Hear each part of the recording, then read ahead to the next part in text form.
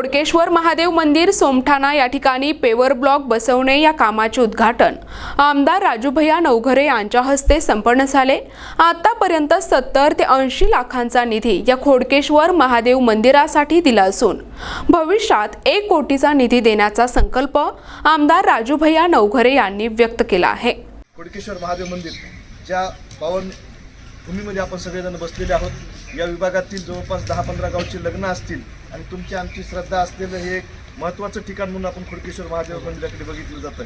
माळेवर मामा असतील आणि इथली सगळीच मंडळी असतील, गंगाधर मामा असतील, आमचे छत्रपती जाधव साहेब असतील, बागत साहेब असतील, यांनी सगळ्यांनीच दरवेळेस आपल्या गावात आल्यानंतर यांनी या पद्धतीनं इथं आमचं सगळ्यांचं इथं श्रद्धास्थान आहे, जिथं तुम्ही आम्ही सगळेजण मान झुकवतो आणि जिथं आल्यानंतर तुमच्या आमच्या मनाला इथं समाधान मिळते असं हे खोडकेश्वराचं मंदिर आहे। आणि या ठिकाणी आपले सगळ्यांचे इथं विवाह सोहळे असतील, इथं छोटे मोठे कार्यक्रम असतील ते होत असतात। या पवित्र ठिकाणचा विकास झाला पाहिजे अशी या सगळ्यांचीच या पंचक्रोशीतून मागणी होती। या विभागातून सोमठाणा असन, गिरगाव असन, वाडी असन, बागलपार्डी असन, या सगळ्या गावातील आजूबाजूच्या पंचक्रोशीतून सगळेच माणसं म्हणायचे की बाबा इथं आपलं चांगलं डेव्हलप झालं पाहिजे।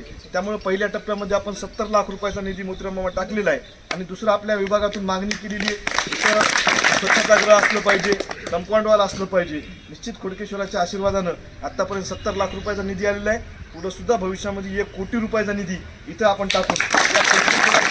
बाबतीमध्ये मायावर मावा आपण चांगल्या पद्धतीनं तिथं विकास करूया की जेणेकरून इथं आल्यानंतर प्रसन्न वाटलं पाहिजे। इथं बाजूबाजूला गार्डन डेव्हलप करण्याचा विषय असू द्या, कंपाऊंड वॉल असू द्या, इथं शौचालय असू द्या, स्वच्छतागृह असू द्या, हे सगळे कामं या विभागातून झाले पाहिजे की जेणेकरून तिथं आल्यानंतर आपल्यालाही समाधान त्या बाबतीमध्ये मिळालं पाहिजे। तुमचं आमचं सगळ्याचं दैवत असल्यामुळं, कारण आता बघत असाल तुम्ही की सगळे आता वेगवेगळे पद्धतीनं कामं सुरू झालेली आहेत, सगळेजण